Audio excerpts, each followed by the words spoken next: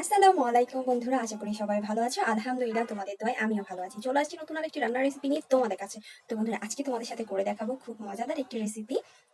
আর এই রেসিপিটার নাম হলো সুজির রসবড়ি। এটা অনায়াসে আমরা খুব অল্প সময়ে তৈরি করে নিতে পারি বাসা থাকা অল্প উপকরণ দিয়ে। তো বন্ধুরা, তোমাদের কাছে একটি রিকোয়েস্ট, রেসিপিতে যাওয়ার আগে আমার রেসিপিগুলো যদি তোমাদের ভালো লেগে থাকে অবশ্যই আমার চ্যানেলটা সাবস্ক্রাইব করে আমার পাশে থেকে যেও। তো বন্ধুরা, চলো কথা না বাড়িয়ে চলে যাই আমরা রেসিপিতে। তো বন্ধুরা, সুজির রসবড়ি পিঠা তৈরি করতে আমি এখানে একটা বল নিয়ে নিয়েছি, রুম টেম্পারেচারে একটা ডিম নিয়ে নিয়েছি। এখন আমি ডিমটা ফেটে বাটিতে নেব। বন্ধুরা দেখো, আমি এখানে ডিমটা ফেটিয়ে নিয়েছি। এতে আমি দিয়ে দিচ্ছি 2 টেবিল চা চামচ চিনি। আপনারা আপনাদের টেস্টের উপর ডিপেন্ড করে চিনি কমিয়ে বা বাড়িয়ে নিতে পারেন। অনেকে মিষ্টি জিনিসের সাথে লবণটা পছন্দ করেন, তাই আমি এখানে দিয়ে দিচ্ছি 1 চিমটি লবণ। আর যারা পছন্দ করে না তারা স্কিপ করতে পারেন। এর সাথে আমি দিয়ে দিচ্ছি 1 টেবিল চা চামচ রান্নার সাদা তেল। এখন আমি এই উপকরণগুলো একটি হ্যান্ড উইচের সাহায্যে সুন্দর করে মিক্স করে নিব যতক্ষণ না পর্যন্ত চিনিগুলো গলে যায়। তো বন্ধুরা দেখো, আমি খুব সুন্দর করে তেল, চিনি, ডিম মিক্স করে নিয়েছি। এখন আমি এতে অ্যাড করব শুকনো উপকরণ। তো বন্ধুরা দেখো, আমি এখানে 1 কাপ নিয়ে নিয়েছি সুজি। এখানে আমি কাঁচা সুজিটাই নিয়েছি। তো বন্ধুরা, এই যে আমি 1 কাপ দিয়ে দিলাম সুজি। এখন এতে আমি অ্যাড করব দুধ।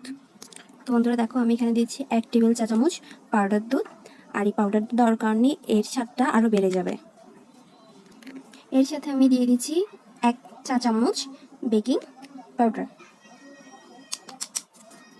তো বন্ধুরা দেখো, এখানে আমি সাথে নিয়ে নিয়েছি 1 কাপ তরল দুধ। আর এই তরল দুধের সাহায্যে আমি এখানে যে শুকনো উপকরণগুলো আছে আমি এগুলোকে মিক্স করবো। আর সব দুধ একসাথে দেবো না, অল্প অল্প করে দেবো।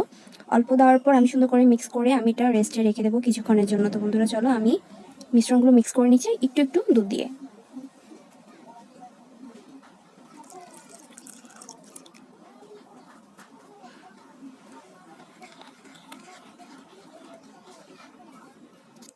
তো বন্ধুরা দেখো, আমি খুব সুন্দরভাবে মিশ্রণটি মিক্স করে নিয়েছি। আর এটা আমি এই পর্যায়ে রেখেছি, একেবারেই তরল করি নাই, কারণ একেবারেই তরল করলে আবার আপনি এটা ভাজতে গেলে একটু সমস্যা হবে।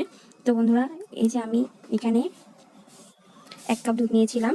1 কাপ দুধ থেকে প্রায় আমি 1/3 কাপের মতো আমি এখানে দুধ ব্যবহার করেছি। আরগুলো এখানে রয়ে গেছে। দেন মিশ্রণটার ঘনত্ব এমনই হবে। তো বন্ধুরা, আমি এই মিশ্রণটাকে 15 মিনিটের জন্য ঢেকে রেস্টে রেখে দিচ্ছি, কারণ সুজিটা গলে গেলে আরও ফুলে যাবে। তো বন্ধুরা, ফিরে আসছি আমরা 15 মিনিট পর। দেখো, এদিকে আমি চুলায় দুধ জাল করে নিচ্ছি। এখানে আমি 500 গ্রামের মতো দুধ নিয়েছি। আপনারা আপনাদের চাহিদার উপর সুজি আর এই দুধটা কমিয়ে বাড়িয়ে নিতে পারেন আপনাদের ফ্যামিলির সদস্য অনুযায়ী। তো বন্ধুরা, এতে এখন আমি অ্যাড করে দিব বড় সাইজের একটি তেজপাতা আর 2 টুকরো দারচিনি। আমি আর বেশি মশলা এখানে ব্যবহার করব না। সাথে দিয়ে দিচ্ছি আমি 3 টেবিল চামচ চিনি। চিনিটা আপনাদের টেস্টের উপর ডিপেন্ড করে কমিয়ে বাড়িয়ে নেবেন। যেহেতু আমি সুজিতেও চিনি ব্যবহার করেছি, তাই আপনারা আপনাদের চাহিদা অনুযায়ী ব্যবহার করবেন। তো বন্ধুরা, আমি এই চিনিগুলো গলে যাওয়ার জন্য একটু নেড়ে ছেড়ে দিচ্ছি। 2-3টা বলক আসলে আমি চুলাটা অফ করে দেব। তো বন্ধুরা দেখো, আমি দুধটা জাল করে নিয়েছি। এখন চুলাটা অফ করে দেবো। আর বন্ধুরা হ্যাঁ, আমি কিন্তু এখানে গরুর দুধটা ব্যবহার করেছি। আপনারা চাইলে কিন্তু এখানে পাউডার দুধটাও ব্যবহার করতে পারেন। আমি ফিরে আসছি 15 মিনিট পরে। দেখে নিই সুজির কি অবস্থা। আমি হাতের সাহায্যে আপনাদেরকে একটু তুলে দেখাচ্ছি সুজিটা পুরোপুরি গলেছে কিনা। তো বন্ধুরা দেখো, সুজিটা একেবারেই গলে গেছে। আর ডোটা দেখেন কতটা ঘন হয়ে গেছে। এই পর্যায়ে আমি এটাকে ভেজে নেব। তো বন্ধুরা চলো চলে যাই রান্নাঘরে। তো বন্ধুরা, তেলটা আমি আগে থেকে গরম হতে দিয়েছিলাম চুলায়।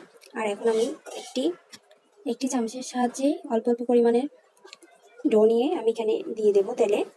তেলটা যেন হালকা গরম থাকে, গরম থাকলে কিন্তু উপরটা তাড়াতাড়ি কালা চলে আসবে, বাট ভিতরে হবে না। তো বন্ধুরা, তোমরা চাইলে কিন্তু এই ক্ষেত্রে হাতের সাহায্যেও কিন্তু করে নিতে পারো। আপনাদের ইচ্ছে অনুযায়ী ছোট বড় সাইজ করে পিঠাটা তৈরি করে নিতে পারেন। বন্ধুরা দেখো, এই যে এই পর্যায়ে আমি পিঠাগুলো তুলে নিচ্ছি। তো বন্ধুরা দেখো, আমি পিঠাগুলো থেকে তেল ঝরিয়ে নিয়েছি। এখন আমি এই পিঠাগুলো গরম থাকা অবস্থায় আমি দুধে ডুবিয়ে দেব। তো বন্ধুরা দেখো, এই যে আমি গরম গরম দুধে পিঠাগুলো দিয়ে দিচ্ছি, দিয়ে আবার ঢেকে দেবো। আবার পুনরায় পিঠাগুলো ভেজে নিচ্ছি। বন্ধুরা দেখো, তৈরি হয়ে গেছে মজাদার রসবড়ি পিঠা। আর আমি ফিরে এসেছি ঠিক আধা ঘন্টা পর, মানে 30 মিনিট পর। আর এই 30 মিনিটে দেখো তৈরি হয়ে গেল মজাদার রসবড়ি। তো বন্ধুরা, দেখে হয়তো বুঝতে পারছো কতটা ইয়ামি আর কতটা সুস্বাদু হয়েছে।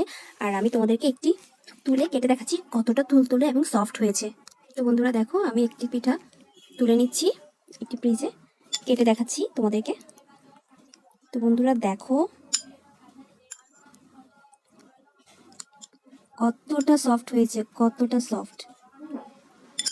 তো বন্ধুরা আমার রেসিপিগুলো যদি তোমাদের ভালো লেগে থাকে অবশ্যই আমার চ্যানেলটা সাবস্ক্রাইব করে দেবে, আর লাইক করে কোনো প্রকার স্কিপ না করে সম্পূর্ণ ভিডিওটি দেখে শেয়ার করে কমেন্ট করে চ্যানেলটা সাবস্ক্রাইব করে আমার পাশে থেকে যেও। তো বন্ধুরা এই রেসিপিটা হুটহাট করে যখন মেহমান চলে আসে আপনারা অনায়াসে তৈরি করে ফেলতে পারেন কোনো প্রকার ঝামেলা ছাড়া। আর দেখি তো নিলে কতটা অল্প উপকরণ দিয়ে তৈরি হয়ে যায় এই মজাদার রসপুরির। তো বন্ধুরা নেক্সট ভিডিও আসা পর্যন্ত তোমরা সকলে ভালো থেকো, সুস্থ থেকো। আল্লাহ হাফিজ।